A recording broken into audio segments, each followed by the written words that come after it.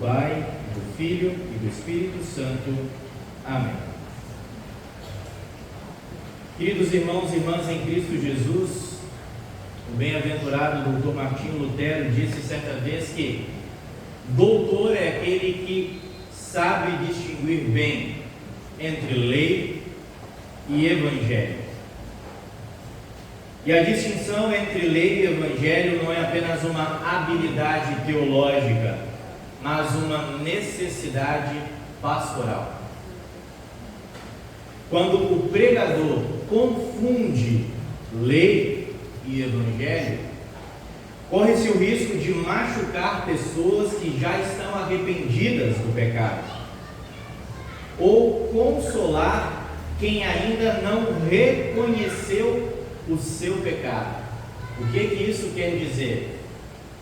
Quando as pessoas deitam na graça, quando ouvem, interpretam errado ou ouvem errado do seu pastor e entendem que a graça de Deus cobre uma multidão de pecados de tal forma que eu posso continuar pecando, porque Deus é amor. Errado. Por isso, pregar lei e evangelho de forma correta é um grande desafio. E muitas vezes o pregador é levado por várias situações em que ele não sente o peso ou não consegue fazer o que precisa ser feito. É por isso que eu já disse até para alguns de vocês, diante de um presente, muito obrigado, mas se eu precisar pregar a lei para vocês, eu tenho que pregar. Não, pastor, tá bom, né? Porque às vezes o pecado faz isso conosco. Ele toma conta de nós e o pastor não quer arrumar briga com ninguém ou não quer dar uma de ingrato. E aí ele acaba pecando, sendo negligente com o ofício do ministério.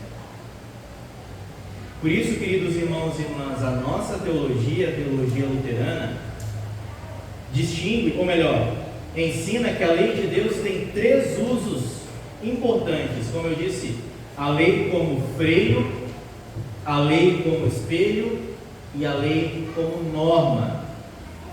E entender esses usos nos ajuda a reconhecer quem nós somos e, sobretudo, quem Deus é para com cada um de nós. O primeiro uso é o freio. A lei como freio atua como um limite, refreando o mal e preservando a ordem na sociedade. Mesmo quem não crê em Deus sente em sua consciência o peso da lei natural, e isso impede que o pecado se espalhe livremente. A lei como freio protege a vida em sociedade. Foi isso que Natã fez a Davi, quando chamou Davi ao arrependimento. Quando contou aquela história dos dois homens, um rico e um pobre, que tinham os seus animais, e o rico recebeu um visitante, pegou do único animal do pobre e matou aquela ovelha, aquele animal, para dar de servir. E o Davi ficou furioso, dizendo: esse homem tem que morrer. E então Natã disse: esse homem é você. E naquele momento Davi entendeu que ele tinha que parar de fingir que estava tudo bem, depois de ter mandado matar Urias, colocando à frente de batalha, para encobrir o seu pecado, o seu adultério com Batseba. Porque enquanto Natã não foi levantado por Deus para chamar Davi ao arrependimento, Davi continuava a viver a sua vida como se tudo estivesse bem. Errado. Pai, e daí vem o segundo uso da lei, o espelho. Com isso, Deus fez com que Davi olhasse para si mesmo, tendo a lei como espelho. E a lei como espelho revela quem nós realmente somos diante de Deus. Ela mostra os nossos pecados, as nossas falhas, a nossa incapacidade de cumprir a vontade de Deus. E ao nos vermos nesse espelho, nós percebemos a nossa necessidade de perdão. E esse uso da lei como espelho prepara o caminho para o Evangelho, levando-nos à cruz de Cristo. O problema é que muitas vezes a gente sempre espera um Natã vir para nós e dizer claramente que a gente está errado, quando na verdade a gente sempre sabe que está errado. Que a palavra de Deus já nos mostra isso. Porque a gente só consegue entender a importância do Evangelho quando a lei penetra profundamente no nosso coração, quando nós somos ofendidos pela lei de Deus. E a gente só se sente ofendido pela lei de Deus quando nós temos culpa no cartório. Quando a gente ouve uma palavra, seja num vídeo, numa mensagem do WhatsApp, ou mesmo um sermão no culto, e sente o coração queimando de ódio, significa que no fundo nós somos culpados, mas não queremos acreditar nisso. E só quando a gente compreende a nossa necessidade de perdão, a lei como espelho nos leva a compreender que nós precisamos do Evangelho. E aí vem o terceiro uso da lei, a lei como norma. Para nós, os que cremos em Cristo Jesus, a lei como norma não serve para nos condenar, serve para nos ensinar a viver da forma que mais agrada a Deus nesse mundo, guiando os nossos passos na nossa vida cristã como uma resposta de gratidão, não para alcançarmos benefícios de Deus ou para sermos salvos, mas porque nós já temos todos os benefícios que precisamos, porque nós já somos salvos. Queridos irmãos e irmãs em Cristo Jesus, esses três usos da lei, como freio, como espelho, como norma, revelam o cuidado de Deus para conosco em todas as etapas da nossa vida. Por isso, os 10 mandamentos que nós temos não podem ser interpretados de forma errônea. No original hebraico, a partícula negativa não é algo imperativo, é lo. Lo está no jussivo e é um conselho amoroso de um pai que ama o filho. Não faça isso. Muitas vezes nós lemos em português: não matarás, não cometerás adultério, quando na verdade Deus nos diz: não mate, não cometa adultério. Já disse outras vezes, a tradução no não matarás, a mais apropriada seria não cometerás assassinato, porque às vezes a gente pode acabar matando alguém sem querer, num acidente de trânsito, passando mal, por exemplo, se envolve e a pessoa acabou morrendo, né? Não por nossa vontade, mas porque faz parte da realidade do pecado. Agora, cometer assassinato é intencional.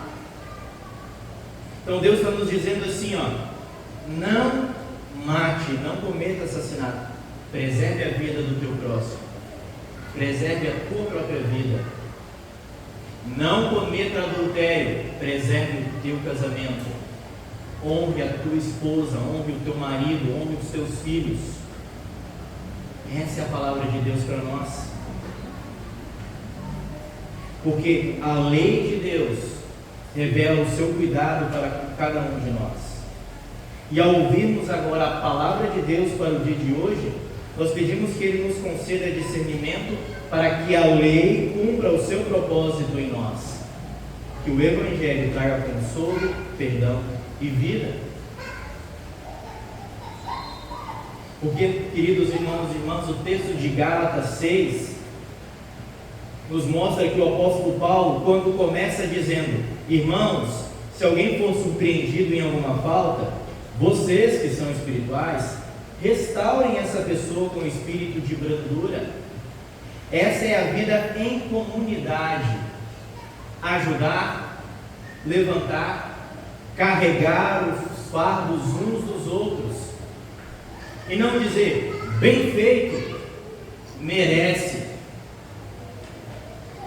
Porque quando vemos a palavra de Deus com essa perspectiva de amor, do cuidado que Deus tem com cada um de nós compreendemos que a sua lei, o seu Evangelho, nada mais são do que um reflexo da lei de Cristo em nosso coração, da lei do amor.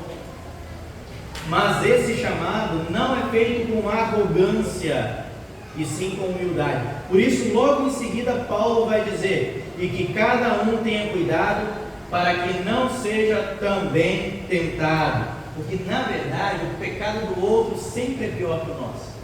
O pecado do outro é sempre mais evidente que o nosso. O pecado do outro é sempre mais grave que o nosso. O nosso sempre tem uma justificativa, sempre tem um motivo, sempre tem uma razão. É sempre a mulher que tu me destes. Mas também foi por isso. Você entende, né? É por isso que eu já disse outras vezes, quando a gente pede desculpa ou pede perdão para alguém, o perdão, o pedido de desculpa sincero, não vem com mas, nunca vem com mas. Não é assim, me desculpa, mas também eu só fiz isso porque me perdoa, mas eu só fiz isso porque você. É perdão, eu errei, ponto. Isso é sincero. Então muitas vezes a gente não sabe nem pedir perdão, acho que é só falar, né? Não, o perdão ele nasce e não é uma coisa da noite para o dia, ele é gradual, vai acontecendo. E quando acontece, nós sentimos que Deus tem cuidado de nós, apesar da dor, e perdão também não é ameaça, né? Ele não esquece, não é assim que funciona. Por isso, queridos irmãos e irmãs, o apóstolo Paulo nos lembra, quando a gente vai cuidar do irmão faltoso, tem que cuidar ainda mais de nós, para que também não sejamos tentados. E aqui nesse versículo nós vemos o segundo uso da lei, a lei como espelho, porque ela revela quem a gente é. Quando a gente julga o outro, mostra que a gente também pode errar, talvez não daquela maneira A, mas pode errar da maneira B, da maneira C. Porque diante de Deus não existe pecado, pecadinho, pecadão. Tudo é pecado, tudo é contrário à vontade de Deus. Não tem um que se salva, um sequer. Todos nós carecemos da graça e misericórdia de Deus. Por isso, quando nós julgamos o outro, achamos que estamos firmes, mas a lei como espelho mostra a nossa fragilidade. E o espelho da lei não perdoa nem embeleza. O espelho da lei expõe. O espelho da lei mostra que quando nós apontamos o dedo para alguém, tem outros 3 apontados para nós. Por isso, cuidado quando nós formos apontar o dedo para alguém. Por quê? Porque o nosso maior problema hoje é achar que fulano, beltrano, cicrano não tem solução, não tem saída, nunca vai mudar, não tem perdão. Claro que tem, que quem perdoa é Deus. E todos podem receber a graça e a misericórdia de Deus. Não importa o passado que tiveram, não importa o presente que estão tendo. Porque Deus continua agindo na sua palavra, através da lei que precisa ofender, no sentido de que precisa revelar em nós que nós somos pecadores, para recebermos o Evangelho que concede a graça e a misericórdia de Deus. Porque quando a lei atua como espelho, ela não faz concessões, ela aponta o pecado com clareza e faz com que nos coloquemos diante da cruz de Jesus. Por isso Paulo mais adiante vai insistir: não nos cansemos de fazer o bem, façamos o bem a todos, especialmente aos da família da fé. E aqui está o uso da lei como norma. O cristão justificado por Cristo não vive sem direção, não vive de qualquer maneira. A lei agora serve como um trilho, como uma referência de uma vida que busca viver conforme a vontade de Deus.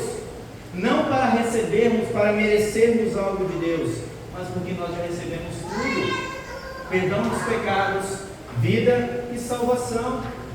Porque o Espírito Santo, por meio da palavra, transforma o nosso coração e nos move a querer viver de acordo com a vontade de Deus.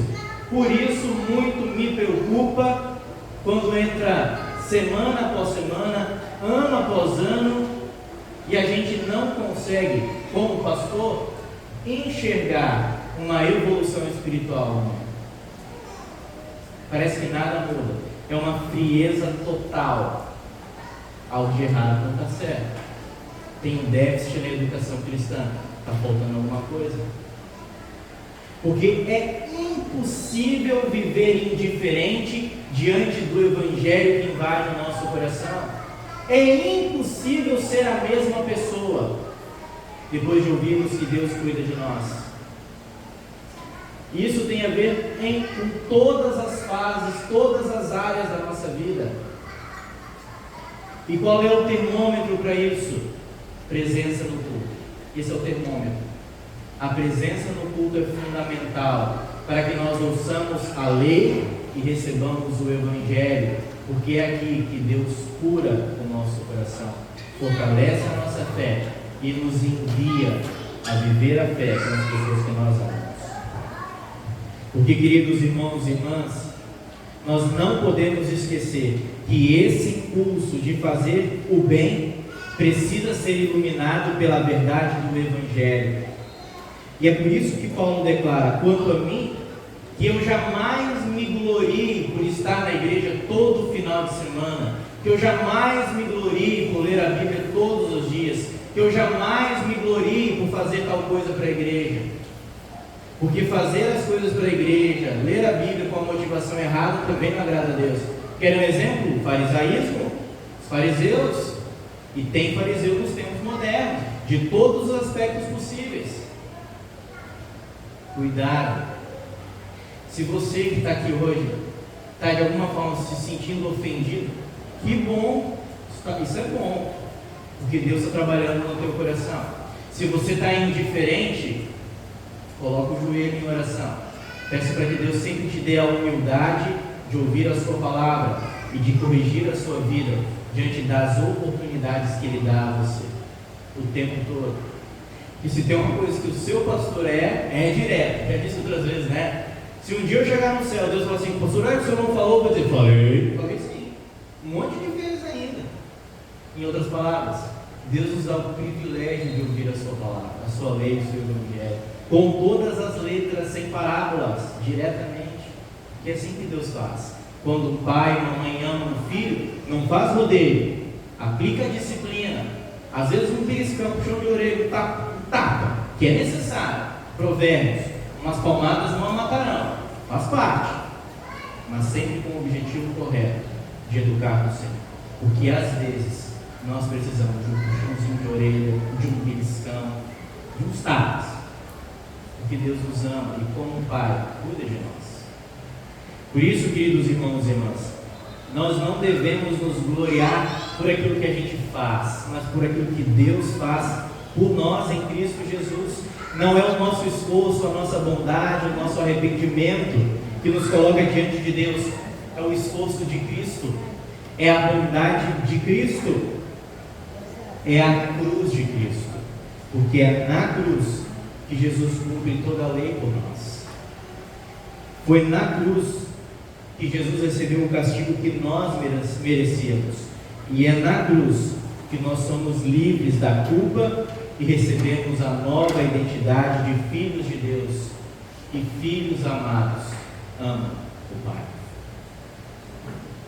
No Evangelho de hoje, Jesus envia os seus discípulos com autoridade e eles voltam cheios de alegria. Senhor, até os demônios se submetem a nós em teu nome. E Jesus fala assim: isso é legal, isso é interessante, né? Olha só aqui, que show de bola. Mas isso aqui, por mais legal que seja, não é importante. Não se alegrem com isso. Se alegrem porque o nome de vocês está escrito no reino dos céus. Em outras oportunidades, eu já disse que o nosso pecado sempre vai contra o primeiro mandamento, que é a idolatria, né? Sempre, todo pecado acaba culminando contra o primeiro mandamento, porque no fundo, tudo aquilo que a gente faz ou deixa de fazer é para satisfazer o nosso maior ídolo, o eu. Quando eu venho, quando eu deixo de vir, quando eu faço, quando eu deixo de fazer. E Jesus quer nos ensinar que Deus é aquele que está diante de nós e que Ele precisa ter a prioridade em nossas vidas. Porque diante da palavra de Deus nós recebemos aquilo que nós precisamos: perdão de pecados, vida eterna e salvação, e essa é a nossa alegria. Por mais que você, cada um de nós tem o seu ídolo pessoal que te impede de às vezes ler, meditar, orar, estar na igreja. Por mais que o seu ídolo pessoal te dê momentos satisfatórios, ele não te satisfaz plenamente. Porque a tua alegria não está em conseguir algo, em conquistar algo, em alcançar algo. A tua alegria está naquilo que Cristo conquistou para você, naquilo que Cristo alcançou para você. Porque enquanto não compreendermos que o Evangelho é tudo aquilo que nós precisamos, jamais nos sentiremos felizes. Porque é a palavra de Deus que nos concede a felicidade, ainda que a dor e o sofrimento habitem em nosso coração, ainda que a oração não seja respondida de forma positiva, ainda que Deus não nos conceda aquilo que nós queremos, porque Ele sempre concede aquilo que nós precisamos. Por isso Jesus diz aos discípulos e diz a cada um de nós: alegrem-se, porque o nome de vocês está escrito no reino do céu. E essa é a nossa alegria diante da lei e diante do Evangelho. E é uma palavra maravilhosa para nós nessa noite. Não é o sucesso, não é o desempenho, não é os frutos da obediência que garantem a nossa alegria. Não é aquilo que eu quero ter e que um dia eu vou conseguir que vai me dar felicidade plena. Não é. Por mais que seja legal, é aquilo que Cristo deu a você: perdão dos pecados e a vida eterna. E isso Ele já diz assim: você pode viver agora, não precisa esperar, você já pode viver isso agora, porque esse é o Evangelho presente na nossa vida.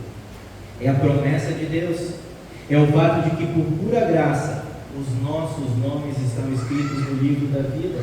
E esse é o centro da nossa fé como cristãos luteranos. Somos salvos somente pela graça, mediante a fé, por causa de Cristo, e por isso agora podemos nos alegrar em servir, em amar, em fazer o bem, não para ganhar o céu, porque o céu já nos foi nos dado no dia em que nós fomos batizados, no dia em que Deus operou a fé em nosso coração.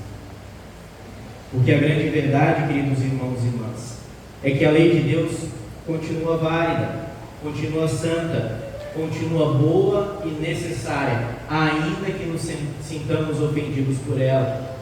Porque como freio, ela segura o caos do pecado no mundo. Como espelho, ela nos leva à cruz. E como norma, ela nos mostra como viver bem como filhos amados de Deus. Mas nenhuma dessas funções pode nos salvar. Nem o freio, nem o espelho, nem a norma. Porque o que nos salva é o Cristo crucificado. É o Cristo crucificado que cumpriu toda a lei em nosso lugar na cruz do Calvário. Por isso nós nos gloriamos na cruz. Por isso nós estamos aqui hoje. Por isso cantamos louvores a Deus. Por isso levamos Cristo para todos, sendo essa a missão de Deus para nós. Porque na cruz a lei foi cumprida. Que essas palavras fiquem bem guardadas em nossos corações, enquanto aguardamos a volta do Senhor Jesus, que nos salvou e está vindo para nos buscar. Amém. Nós nos colocamos de pé e seguimos com o ofertório.